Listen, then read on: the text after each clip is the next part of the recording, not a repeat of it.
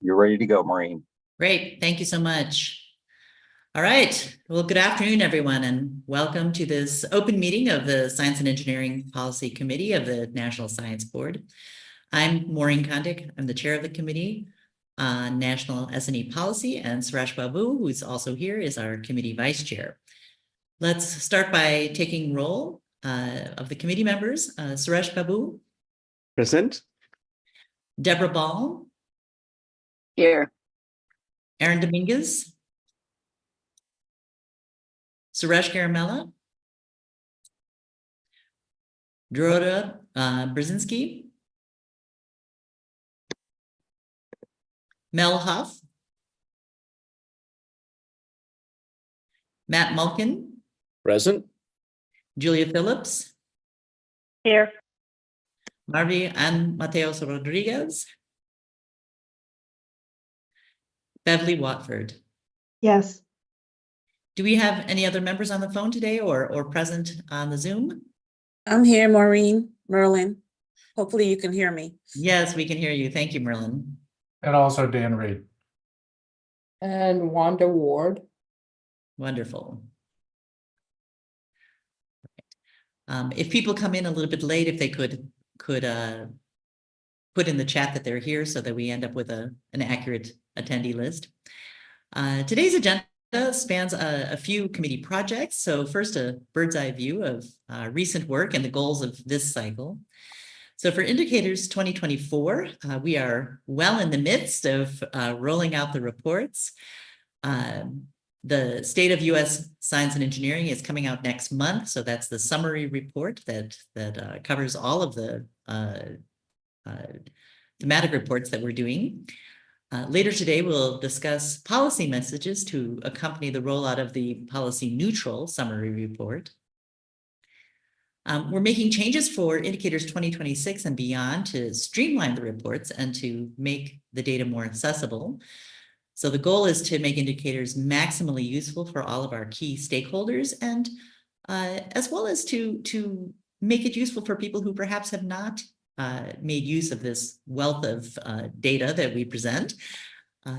Today, we're going to hear a draft proposal from our colleagues at NCSCS to start thinking in a more concrete way about how we might proceed to do that.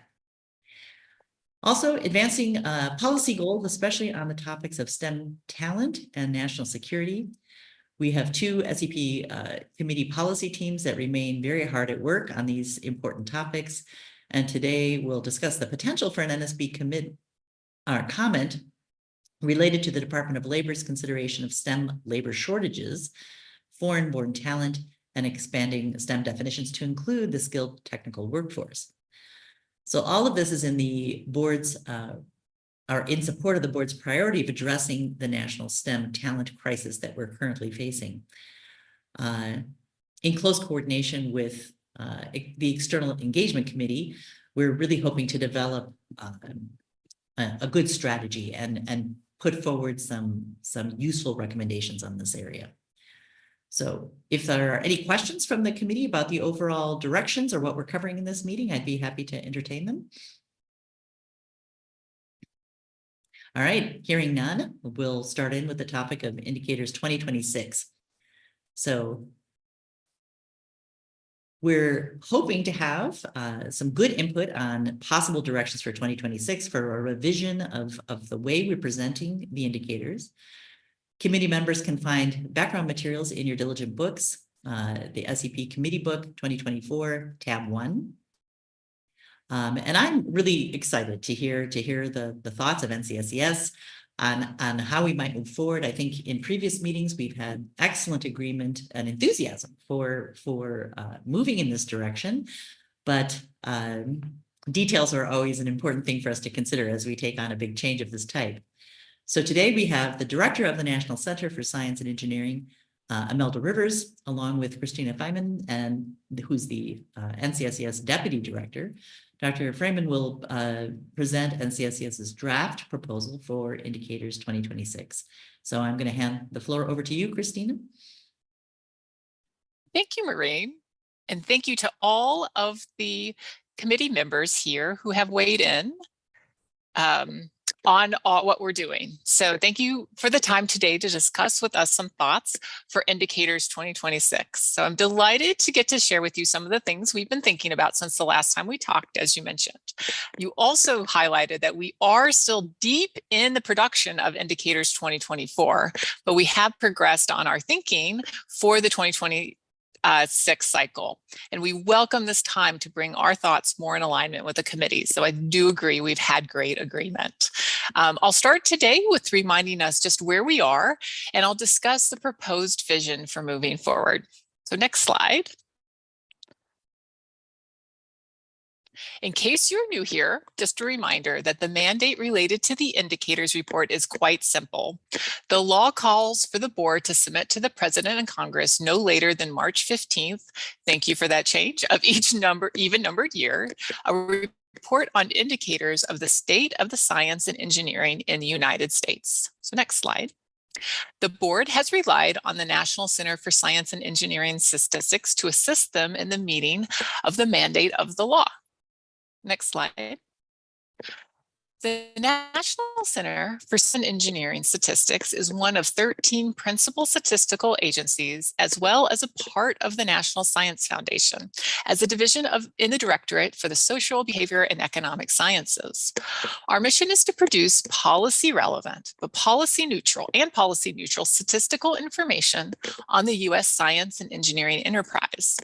As a principal statistical agency, we are governed by legal and policy standards and directives from OMB to ensure that the items we produce are accurate, objective, timely, relevant, safe from disclosure, and accessible to all. Next slide. The report in response to the law is and has been called the Science and Engineering Indicators. We call it Indicators for short, or SEI. This used to be one large book. So those who've been around a while remember this very large book. But a few cycles ago, it was split into 9 thematic reports, 1 summary report, and a state indicators tool. So each thematic report, as you know, on average has about 40 to 50 pages of text, 20 to 30 figures, 5 to 10 tables, and 10 to more than 100 for innovation supplementary tables. So currently, the thematic reports are released at varying times in the cycle, but they all have the primary focus of consistent analysis and dissemination of long-term trends in science, technology, and innovation. These long-term data and analysis are what allows stakeholders to understand the trends and shifts over the decades using the data. So as many of our committee members have observed this cycle, producing this volume of publication and analysis on this 2-year cycle is no small feat for us or for the board or for the committee.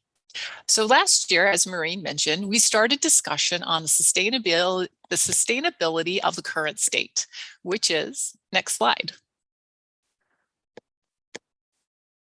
These 10 reports, so the 9 thematic and 1 summary report, we asked the board to weigh in at least 4 times during the process at each of these stages, as illustrated on the timeline. So these are just the review stages. As you know, this is a lot of reviews for everybody, and we very much appreciate the committee's time. But we know that there's things we can do to improve. So what do we envision for Indicators 2026? Next slide. Our vision is to maintain relevancy as well as the current breadth and depth. We will maintain our process for indicator updating and development. So this is the same approach that we use now. We will continue to use it in the next cycle as this approach to determine the inclusion of indicators. So we do this to update those that remain policy relevant, sunset those that are no longer policy relevant, and we adjust those based on available data. Sometimes we don't have updated data. We do envision that the summary report content will remain much the same. We want to balance the sustainability of the production. Both board members have limited time for reviews, and NCSES has limited staff and resources. We want to spend our limited time for what makes the most impact for our communities and stakeholders. We also want to continuously improve, and this effort is really echoed in what Maureen said, and we want to be responsive to how stakeholders now access the data. So not just current stakeholders, but maybe some new stakeholders that may access it in different ways. So what does that proposal look like? Next slide. So again, we remain committed to the vision of enhanced flexibility and sustainability while being committed to our historic approach of producing policy relevant indicators and analysis. We want to make sure what we're doing is policy relevant. So to that, we're building on the proposal that we discussed last year, and that would be 3 thematic reports. Each one of these are focused on 3 separate but related themes. So one on talent, one on discovery, and one on innovation. These reports will be concise reports focused on policy relevant and NSB relevant, of course, and policy neutral narrative. So each report will be the same length as the current thematic reports. We'll again have a summary report, and it will continue to focus on the US in the global context, the US science and engineering in the global context. So again, we anticipate that all the key indicators currently in this report will remain in the report. Now, there may be indicators in this report that are not in the other reports, depending on how the SEP committee and NCSES collectively choose to focus the other reports. We also propose quick turnaround publications that highlight a key indicator that the NSB finds salient, but that does not fit into the thematic reports or summary reports due to data availability, space, or thematic issues.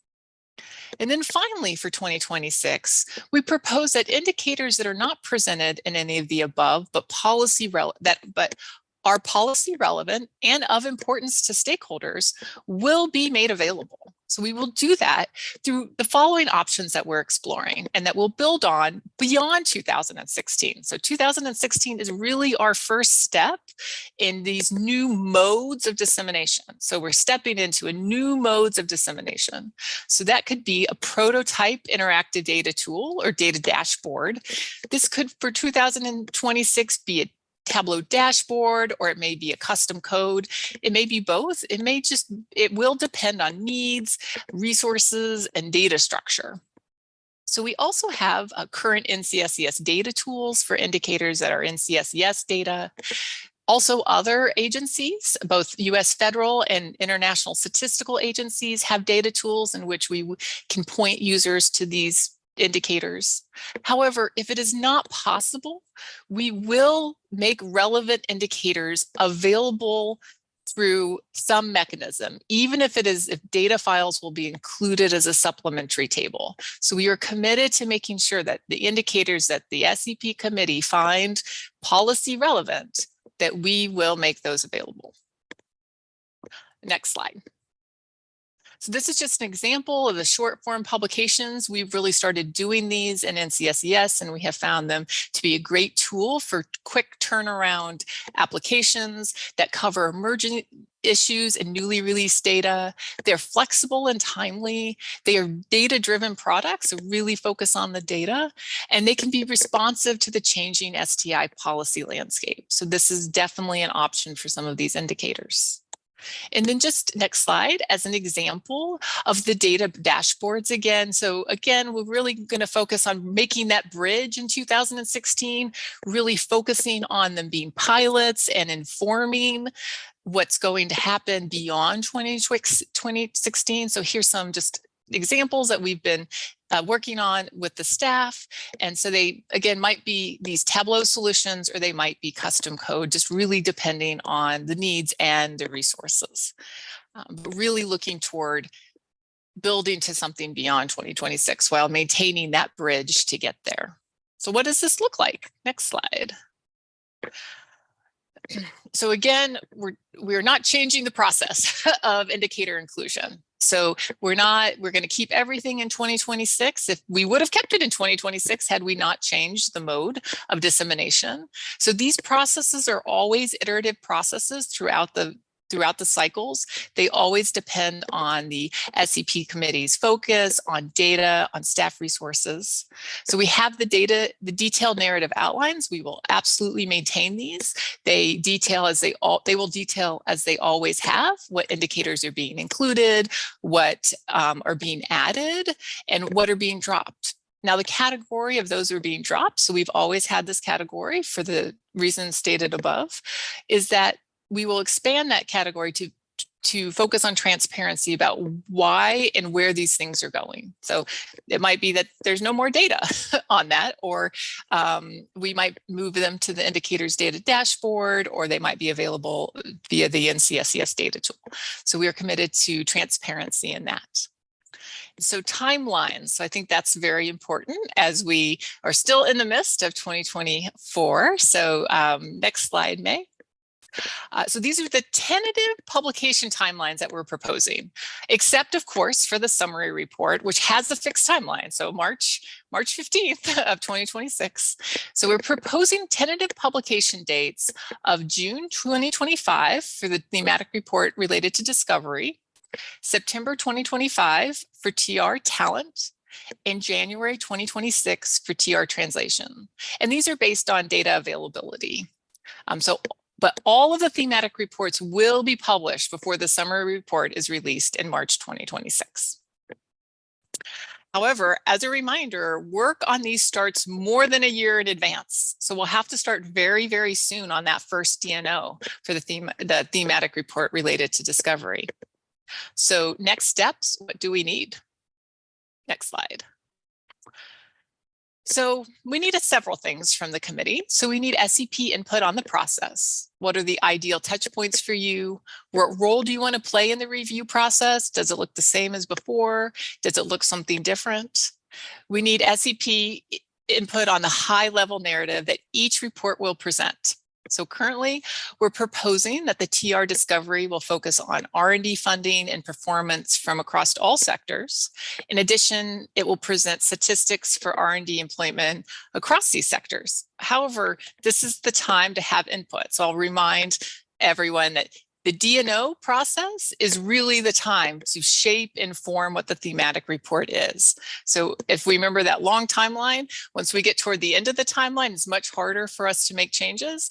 Really, this is the time that we want to make sure that our thoughts and what we're writing is aligned with what the SEP committee needs for their work.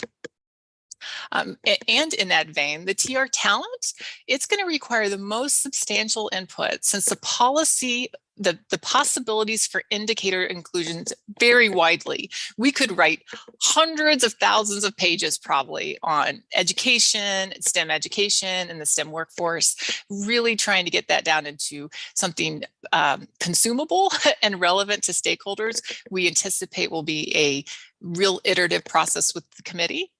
And then also the same thing with the TR innovation related to the high points of the narrative.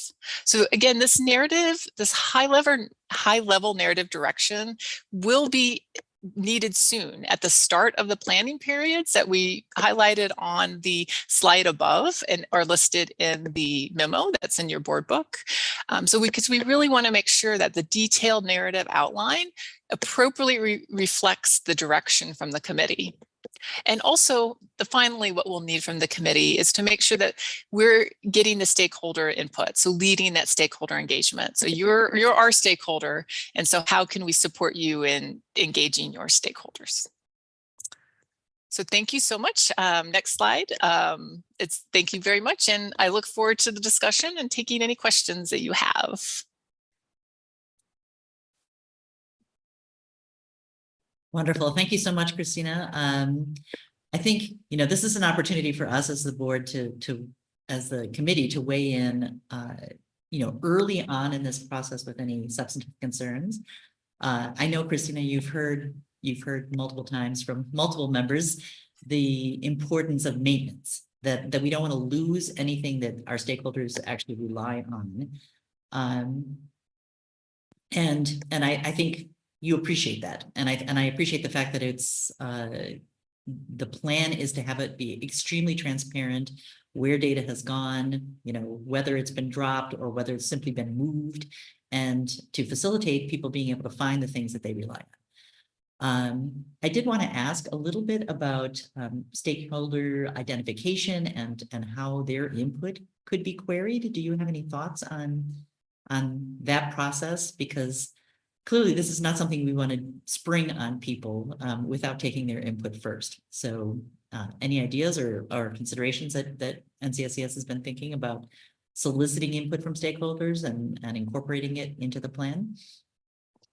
Yeah, so we would work closely with the committee and the National Science Board office and the identification and engagement in the stakeholders. And so it's a similar process to what happened when we reimagined from that book, which was a big difference, to the 10 individual or the 9+1 individual reports. And so really building off that, and that took, and that was maybe 6 years ago, I was trying to remember, but really trying to gather some data about the stakeholders that do engage. We can do that through, web metrics, but really leaning on the committee to also highlight the stakeholders that we should engage with. Yeah, and I'll make one other comment before I open it up to input from the rest of the committee.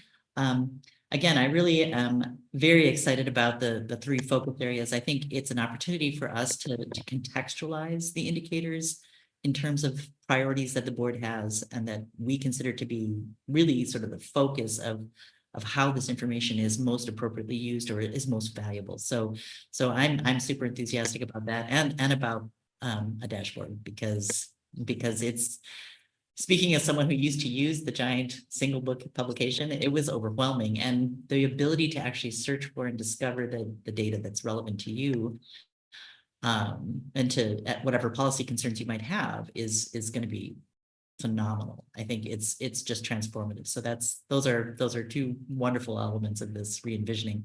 So anyone on the committee who would like to ask questions or make comments or express concerns, please raise your hand, your electronic hand. Julia. Yes. In principle, I think this sounds like a really good move. I have some question as to whether you can really shrink these completely to the length of a current thematic report, but maybe. I will reserve judgment on that. I think it is really important for the committee to see sooner rather than later how you envision parsing the current thematic reports among these 3, for example, publications. I think should fit under discovery, but I'm not sure if that's where you put it. I just haven't seen anything about where you're planning to kind of put the high points of the different current thematic reports in the new version. Another thing that I think is going to be critically important, and this is in terms of interfacing with stakeholders and the like, is as you're coming to the new version, there needs to be a good crosswalk so that, gosh, I've always found what I wanted in K-12. Where is it now? I mean, that one's probably obvious, but some of the others are not so obvious. So thinking about how you are going to socialize and communicate, what's where, and both in terms of the new indicators, but also all these other products. I mean, I can imagine getting really pretty lost in that if things aren't done carefully. Finally, absolutely, I think policy relevance is important, but we have to be very careful, and especially with shrinking the length of these, not to be trendy. I mean, yes, current topics may get highlighted in boxes or however you plan to do that, but there also has to be kind of the ordinary, the garden variety vanilla stuff that people rely on year in and year out, even if it's not quite at the top of everybody's radar screen.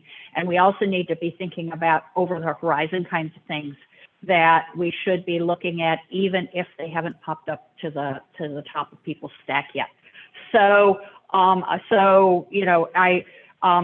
cautiously optimistic, but it's that early stage where you're really going to need a lot of board input to try to get the balance among all those things right. Mm-hmm. Excellent points, Julia. And I think I can share with you some thoughts that Amy Burke and I had about where the TRs would map to these three envisioned reports. And I think it would be really helpful to have some discussion about that.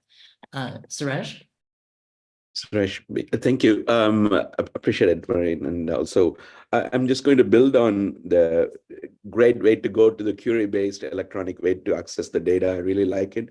I look forward to using them, including some of the Sankey diagram showing up on the talent resources. I saw that also pretty good. Thank you very much for doing.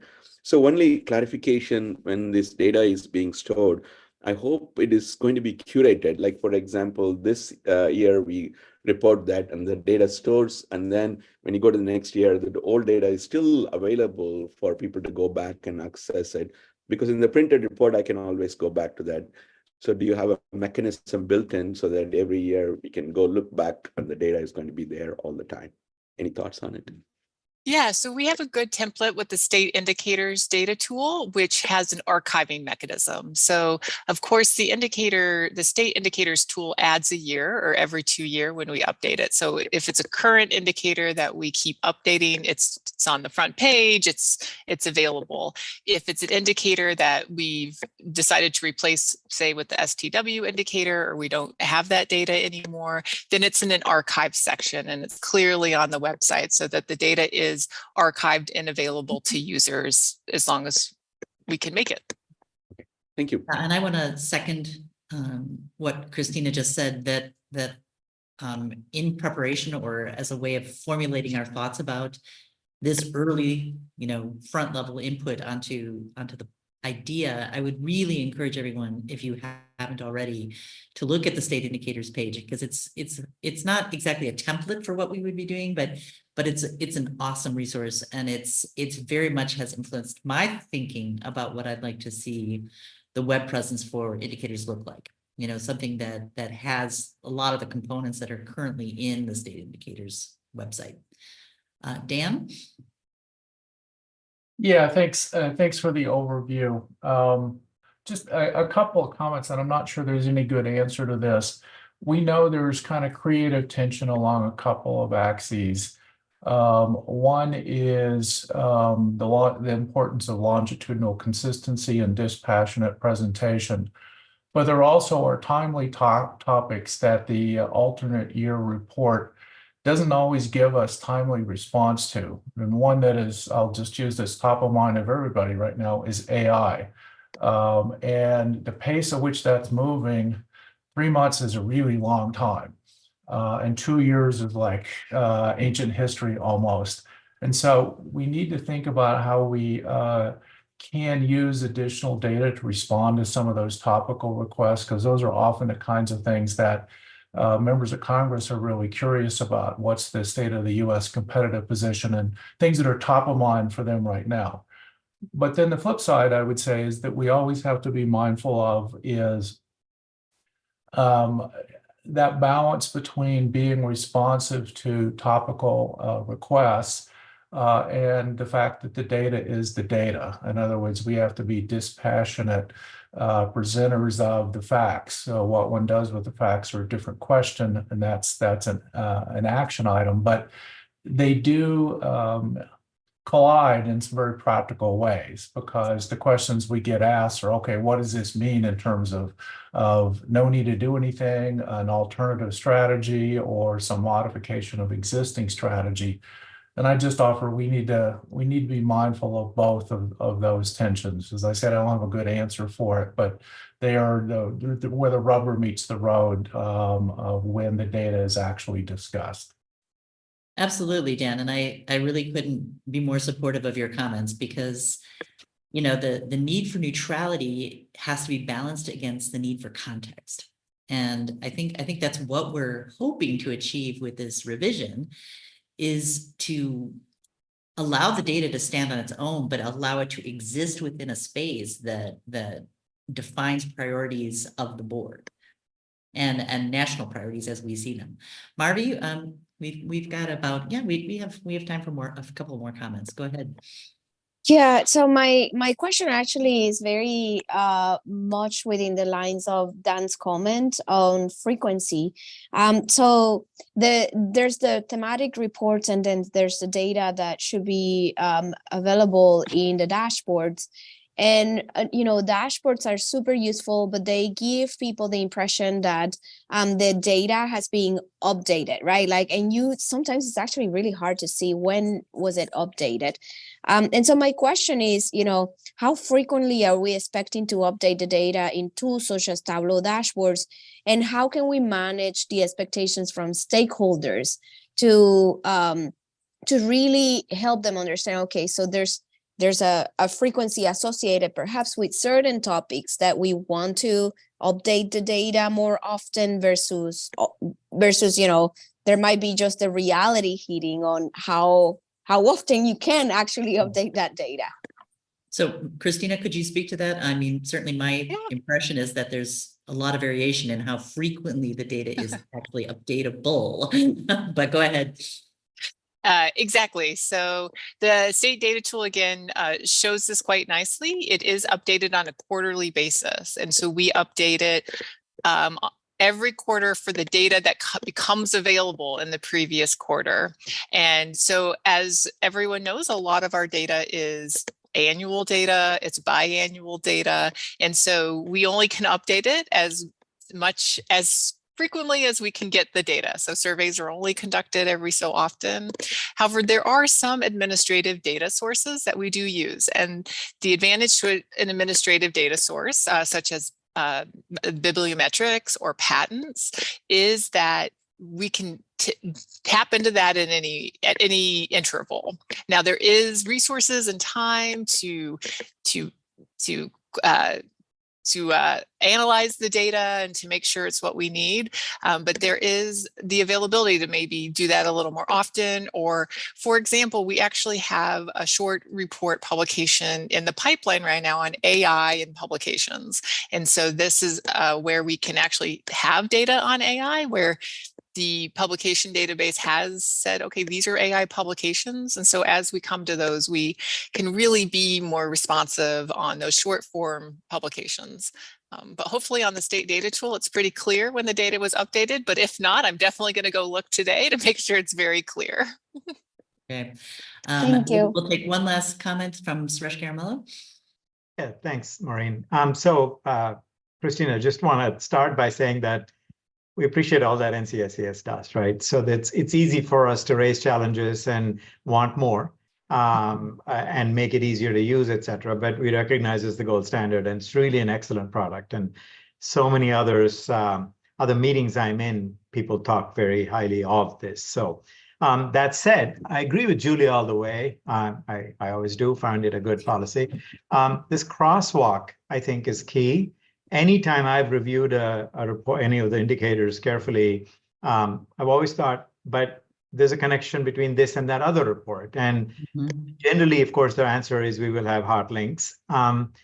Any number of hot links doesn't quite, satisfy that enough. And so pulling, say, 3 or so together under one subheading, I don't think it will solve that issue naturally. That's not, simply pulling all those, say, 3 related ones together isn't going to be the only solution.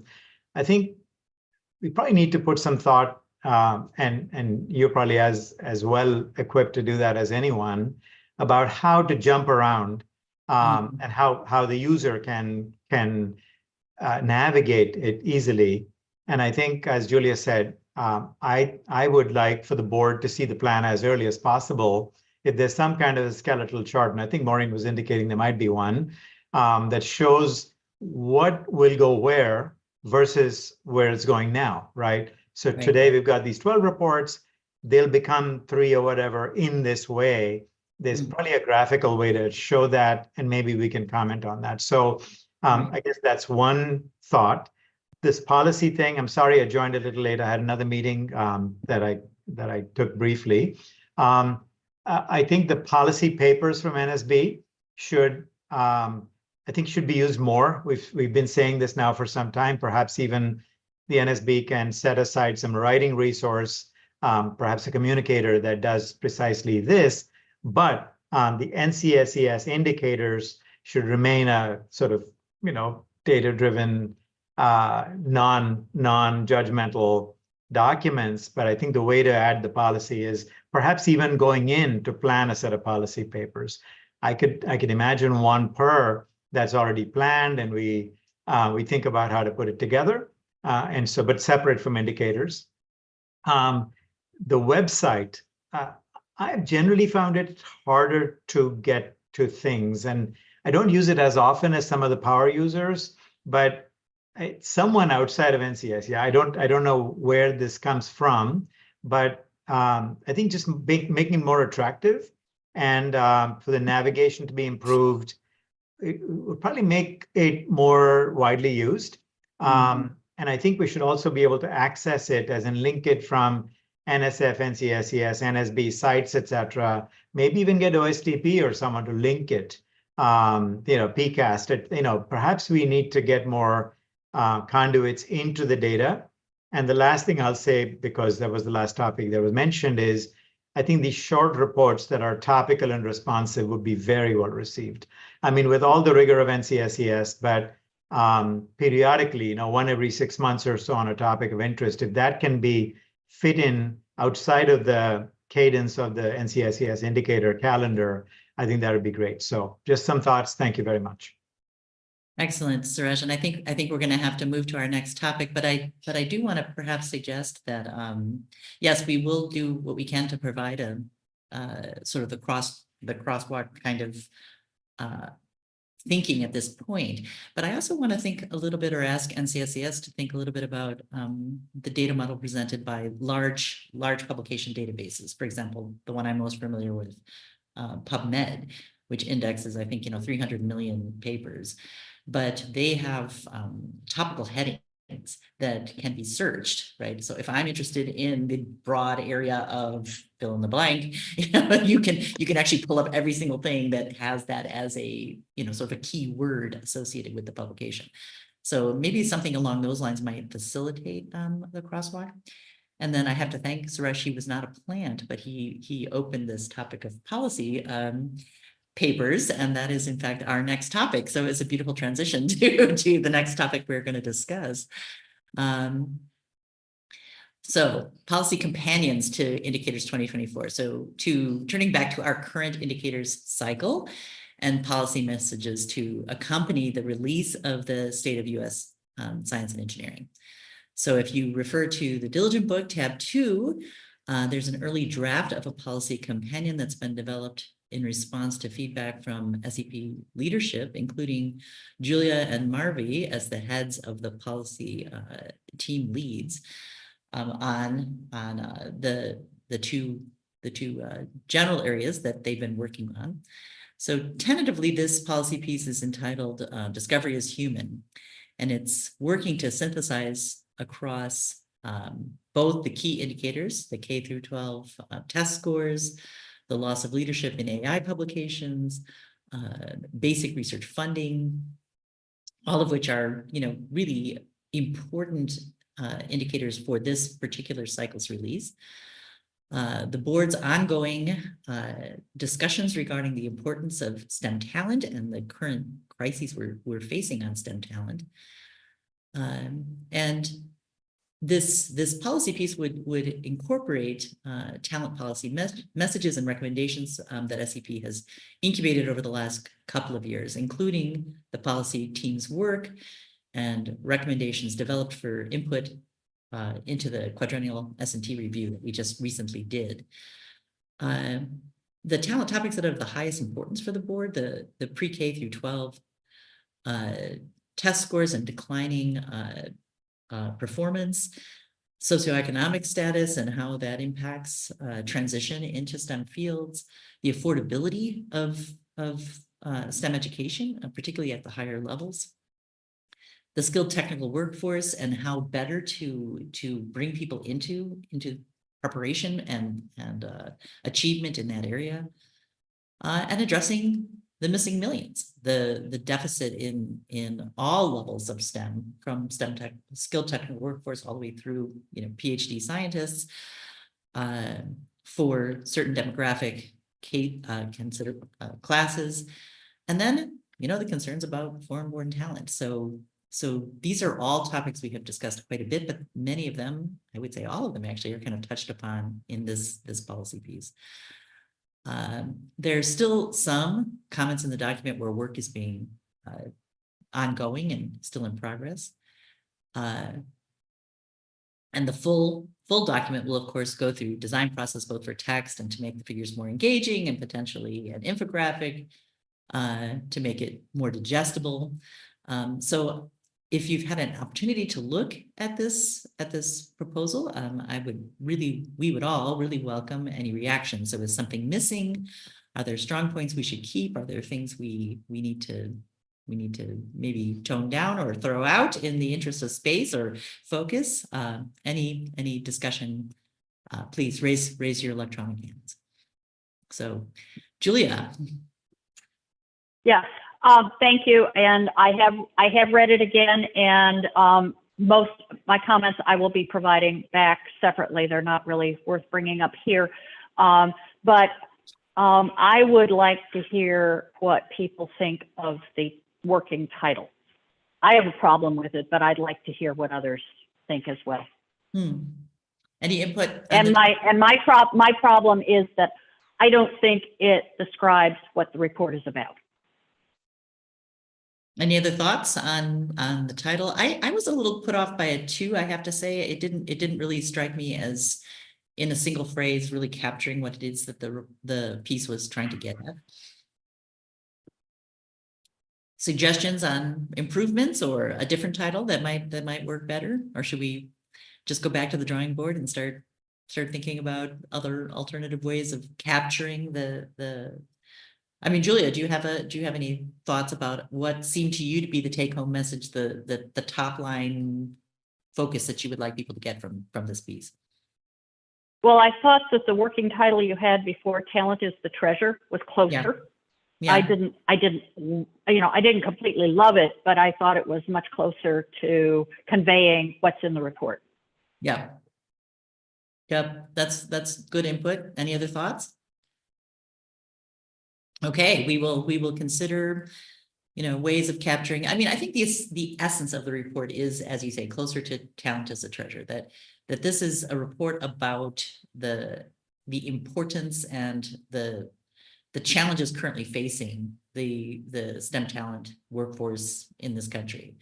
And I think we can perhaps capture that a little bit better. So we will certainly work on that. Matt, you had your hand up.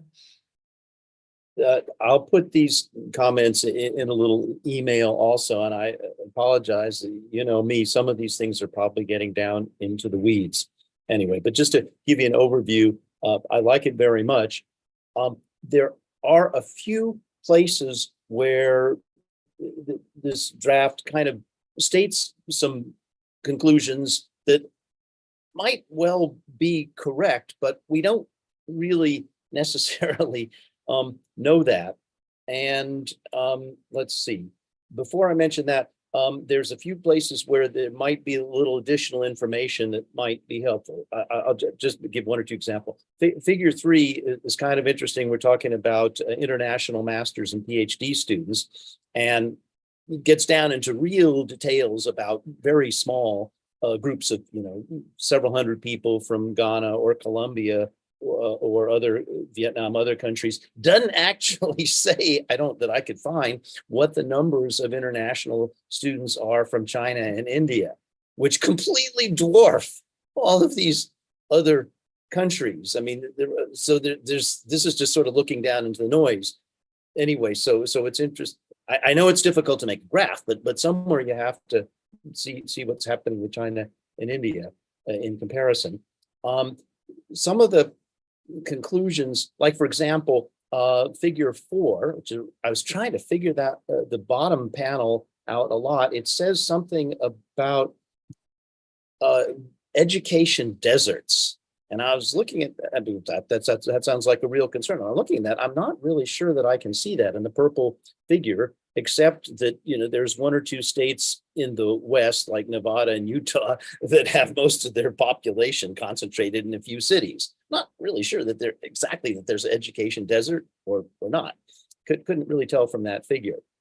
One other thing that's really intriguing me, I was looking, this is not the first time actually, looking at figure 4, which breaks down the race demographics of the different degree recipients. And because obviously we want to hit the point about the missing millions. And of course, a lot of the missing millions is really the question of representation of men and women in the field. But if we look at the races, it's actually a more complicated story than I had realized. I mean, what this graph really shows me, if you look at the classic underrepresented groups, the real missing problem that just leaps out at you from this graph is in PhDs.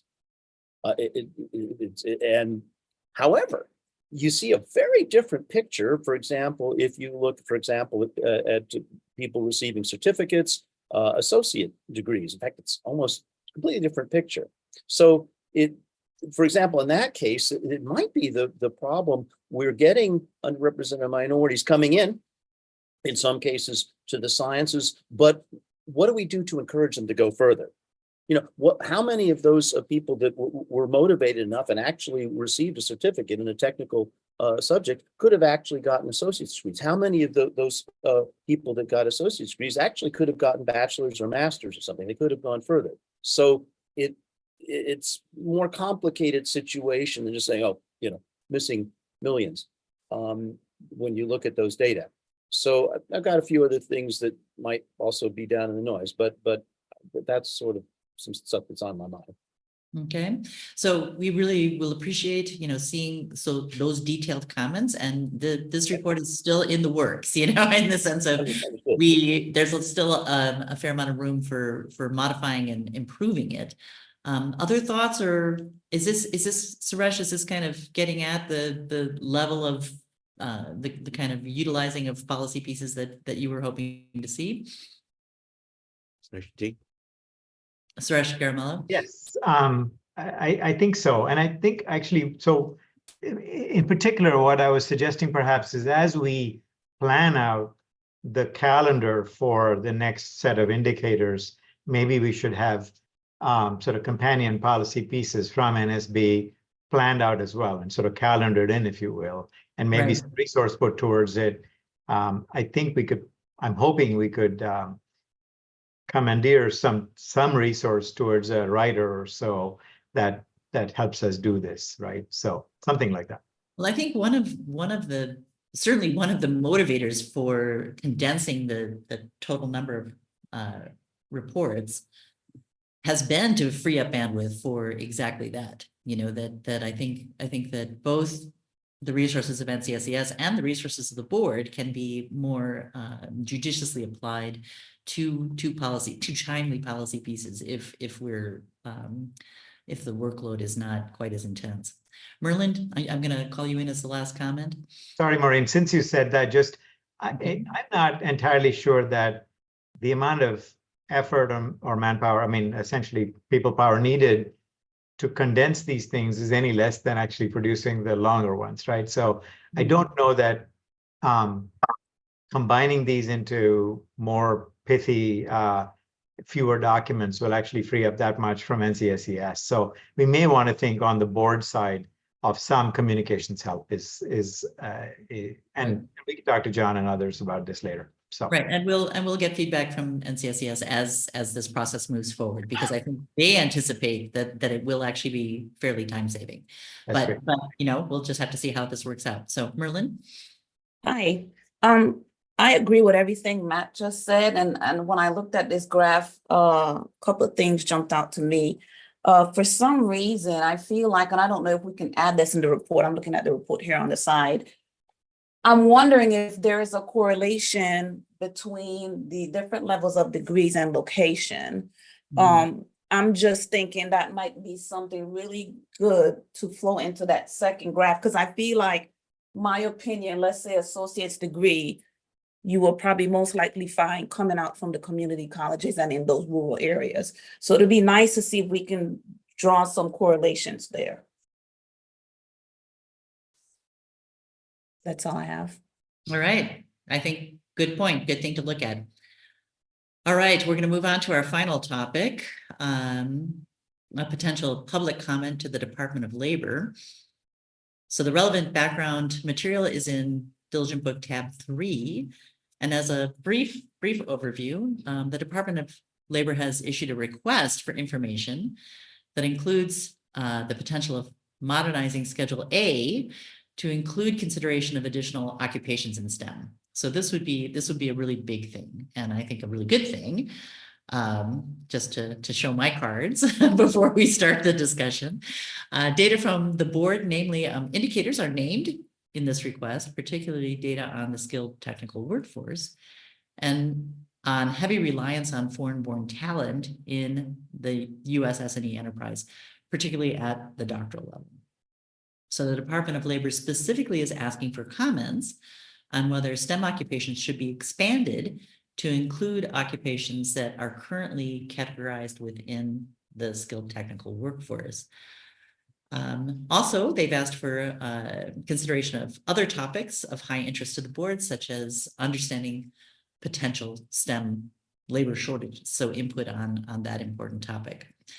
So the question before us is that should the NSB consider a public comment? And if so, what should that comment be?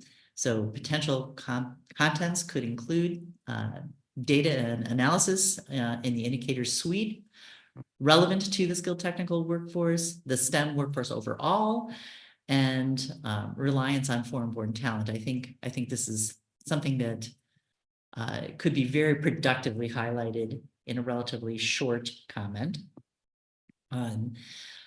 Potentially support for the Department of Labor expanding its STEM workforce definition to include STW. I would certainly be strongly in support of that. And possibly support for Department of Labor's efforts to understand the STEM workforce shortages and our reliance on foreign-born talent. So I think the topic I'd like everybody to focus on is, first off, whether we should produce a public comment, and if so, what should it contain? Merlin, did you still have your hand up on, or from previously, or okay, then I'll go to Marvi. So I think, well, first of all, to address the question directly, yes, we should respond, right, and produce a comment. And, you know, whether what that comment says, that's a separate question. I'm not sure I have an answer for that. But I have a number of questions around, you know, what data is actually useful when it comes to including, say, the occupations within skilled technical workforce. And the reason for that is because I think I'm all for it to include it, like to expand, right? And more than expanding is more like, okay, have we actually addressed and updated the STEM definitions, you know, for what is a STEM, you know, and how long have we waited until we have done that, right? There's a number of, you know, departments that perhaps, or colleges, or, you know, that perhaps have broader definitions that we should explore. And we should potentially think about, you know, okay, so if we were to explore them, how do we make the boundaries, right? So I'm all for that. I think it is needed. I wonder though, like, how much more would you get in terms of numbers, right? Because like in engineering, at least, perhaps this is different in other disciplines. In engineering, the departments tend to be pretty steady. Like, I'm not sure that academic departments are very like fluent. However, when you look outside in industry and corporations and so on, entrepreneurship, perhaps these areas actually do expand much more rapidly. So all for it. The question is, how do we really expand it? Right. So I think, Marvi, you made a really excellent point that I'd like to highlight or emphasize, which is that, you know, we don't want to reinvent the wheel. I mean, there are other organizations that make these categorizations that block things into classes, and we should take a look at how other people are doing this as a way of informing our thinking about what would be appropriate revisions of STEM categories. Julia? Yeah, thanks. Let's see. I think it's a fine idea. The thing that I think is going to be important in our statement is to make sure that these don't somehow, the skilled technical workforce doesn't somehow get lumped in with sort of the more advanced degrees, because the numbers of people we're dealing with is really different, and what they do is really different. And so, you know, if it was all one category, you could imagine potentially that this could swamp the masters and the PhDs on the other end. And, you know, those two categories fulfill very different roles in the overall ecosystem. And so you need both. Right. So maintaining an adequate distinction or adequate granularity in terms of the categorizations, I think, is going to be really important, because as Exactly. they do different things and they raise different concerns. So we don't want it to just become a big gray mess, right? Exactly. Did you have another thing you wanted to add, Julia? Or No, okay. I'm finished. Thank you. All right, Beverly. Yeah, excuse me. And I'm trying to figure out how to say this. I think we have to be, I agree with everything that's been said. I think we need to make a statement. I think inclusion of the skilled technical workforce in whatever this category is that we're talking about. And I say it that way because we should not redefine STEM. STEM is an acronym. It's science, it's technology, it's engineering, and it's math. Now, I'm not thinking that anybody thinks we need to redefine what math is or what science is. But what we're talking,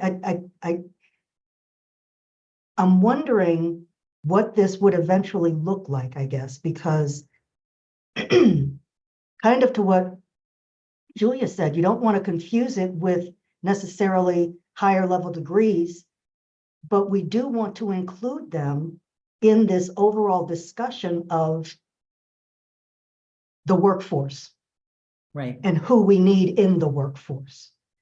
Right. So it's almost like, and I like the term, the skilled technical workforce, but it's almost like we're great at categorizing stuff, aren't we? And that's all I got. Right. I think there is a certain amount of tension between people being counted and the distinctions between different occupations not being lost. I mean, I think the skilled technical workforce would fall under technology. And I think it would have to fall under technology in a different kind of category where we're not lumping, you know, technical welders with, you know, people who have, you know, engineering degrees and are, you know, or computer scientists who are developing AI or, you know, anything else that could fall into, you know, into that technology domain. Right. And we have a real clear, at least from NSF's perspective, what is and is not a STEM field. Mm-hmm. NSF is very clear on that. Yep. So that's something else that we need to consider. All right. So what I'm hearing is support for the concept of making a public comment and some concern about how the skilled technical workforce jobs would be categorized and the importance of not losing the distinctions among the different types of employment categories that are relevant. And, you know, perhaps some concern about what data from the indicator suite would be most relevant to highlighting what the concerns are relevant to the STEM workforce overall. Okay. All right, well, that brings us nearly to the top of the hour, and I want to thank everyone today for our discussion.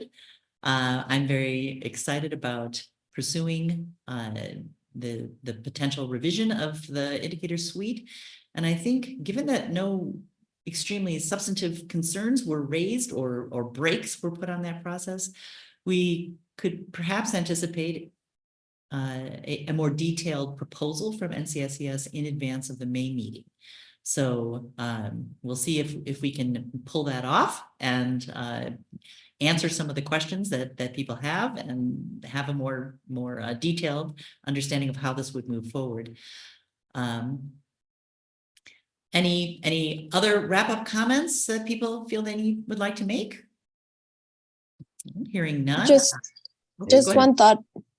one thought, very quick, on that request from the Department of Labor. I guess one of the things that we might ask before we respond is, why do they want to do that? Is it because they're searching for data within the indicators that they're not like getting? And if that's the case, maybe we can address, rather than making, say, a new category, and that makes all of the statistics kind of blurry, perhaps we can fulfill their need in a different way. So I think that we should address, like, why is it that they want that? Okay, good question to ask. All right. In the absence of other comments, I am going to say that this concludes our business for today, and the meeting is adjourned at